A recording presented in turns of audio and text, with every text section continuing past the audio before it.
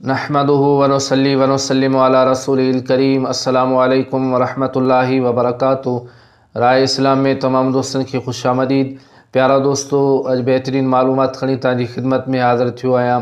यकीनन अवांखे पसंद ईंदी। सो ही आहे त अज अंगारे जे ॾींहं जो मुख़्तसर तारुफ़ ऐं अंगारे जे ॾींहं जूं फज़ीलतूं ऐं कुछ वाक़ियात तव्हांजी खिदमत में अर्ज़ कंदुसि।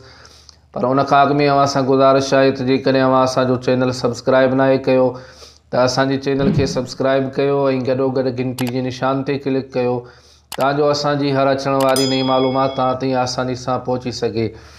त प्यारा दोस्तों, अंगारे जो ॾींहुं यौम अमराज़ आहे, यानी अल्लाह तबारक व ताला इन ॾींहं ते बीमारियुनि खे पैदा फ़रमायो।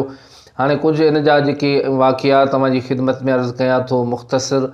सो इहा आहिनि त पहिरें नंबर ते त अंगारे जे ॾींहुं अल्लाह रब्बुल इज़्ज़त बीमारियुनि खे पैदा फ़रमायो ऐं ॿिए नंबर ते इन ॾींहुं इब्लीस खे ज़मीन ते मोकिलियो वियो ऐं टे नंबर ते इन ॾींहुं अल्लाह रब्बुल इज़्ज़त जहन्नम खे पैदा फ़रमायो ऐं चौथे नंबर ते अंगारे जे ॾींहुं मलकुल मौत खे इंसाननि ते मुसलत कयो वियो ऐं पंजे नंबर ते इन ॾींहं ते यानी अंगारे जे ॾींहुं काबिल हज़रत हाबील खे क़त्ल कयो ऐं छहें नंबर ते इन ॾींहुं हज़रत मूसा अलैहिस्सलाम ऐं हज़रत हारून अलैहिस्सलाम जिन जी वफ़ात थी विसाल थियो ऐं सतें नंबर ते इन ॾींहुं हज़रत सैयदुना अयूब अलैहिस्सलाम बीमारी में मुब्तला थिया।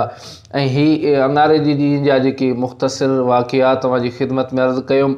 हाणे अंगारे जे ॾींहं जी फज़ीलतूं अव्हांजी खिदमत में अर्ज़ु कयां सो ही आहिनि त प्यारा दोस्तों, नबी करीम सल्लल्लाहु ताला अलैहि वसल्लम फरमायो त जेकॾहिं को माण्हू अंगारे जे ॾींहुं सिज निकिरण वक़्तु 10 रकात नमाज़ हिन तरह अदा करे, यानी उनजो तरीक़ो ही आहे, हर रकात में सूरतुल फातिहा खां बाद यानी अलहम्द शरीफ़ खां बाद हिकु दफ़ो आयतुल कुर्सी ऐं 3 मरतबा सूरह इख़लास यानी कुल हु अल्लाहु अहद।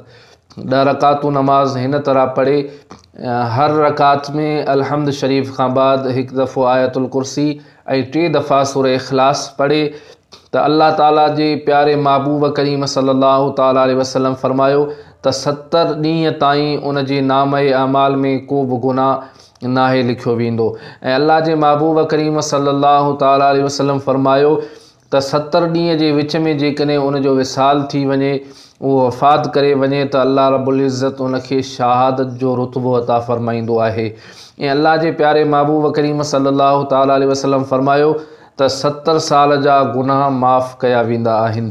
त प्यारा दोस्तों, ही हो अंगारे जे ॾींहं जो मुख़्तसर तारुफ़ ऐं उन जूं कुझु फज़ीलतूं ऐं वाक़ियात जेके मूं अव्हांजी खिदमत में अर्ज़ु कया ऐं वरी नई मालूमात में अव्हांजी खिदमत में हाज़िर थींदुसि। तेसीं ताईं इजाज़त ॾींदा। अल्लाह हाफ़िज़।